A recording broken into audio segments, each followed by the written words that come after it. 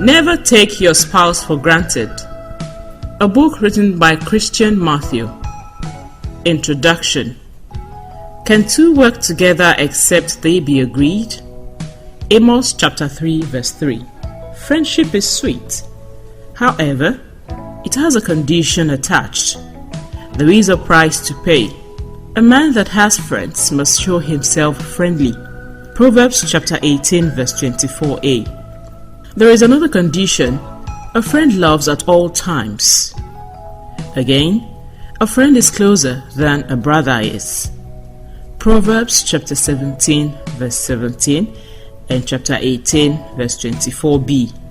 Any friendship that results in relationship should have taken care of and overcome supposed challenges. It also would have prepared for sacrifices required by friendship. For instance, God has designed courtship to give the prototype of the future home encounter. The attitude, actions and reactions of a partner could determine what future holds for such people. I mean, you can know a tree through the fruit it bears, as you can know your partner through the character exhibited by him or her. Unfortunately, majority of people involved do not allow God to justify the essence of courtship because of high level of insincerity and false life during this period. An average brother or sister would not want to offend, let alone taking for granted the lover during courtship.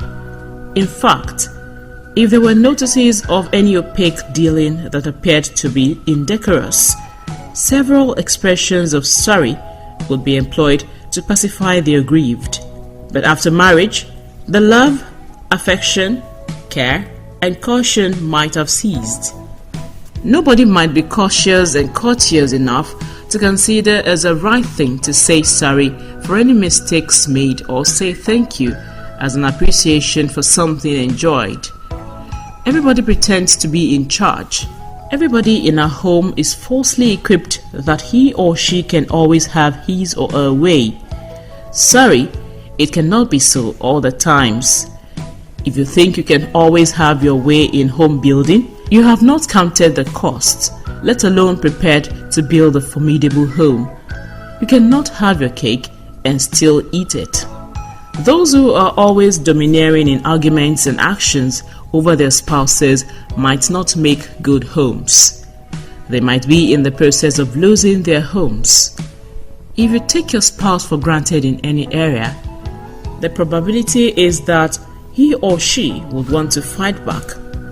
For instance, if you sacrificed your spouse on the altar of your parents, jobs, travel opportunities, academics, progress, promotions or weakness, and yet expect business as usual with him or her, you might be making a serious mistake.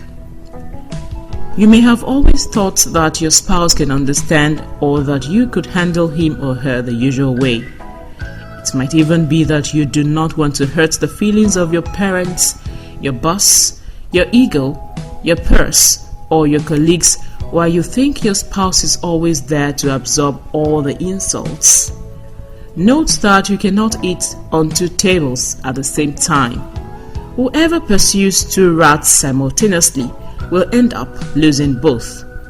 Marriage, parents, money, jobs, promotions, progress, excuses for weakness or in-laws all have their appropriate positions. So, do not fix triangle in a circle. It would result in chaos.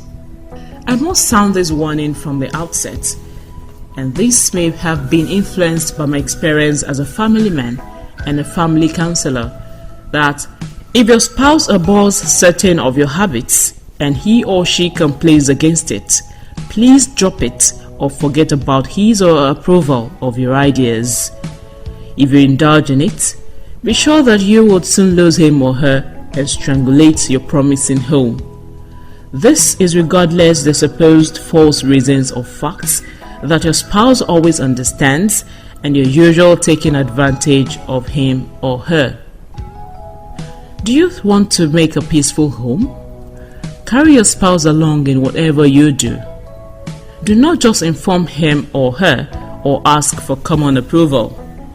In marriage, spouses are expected to accommodate each other's needs. So, when a spouse registers a complaint, it is a signal for action. Let that action be taken as at when due, otherwise, it might result in regrets. Please, let each partner accept the wrongs rather than arguing, complaining, or giving excuses.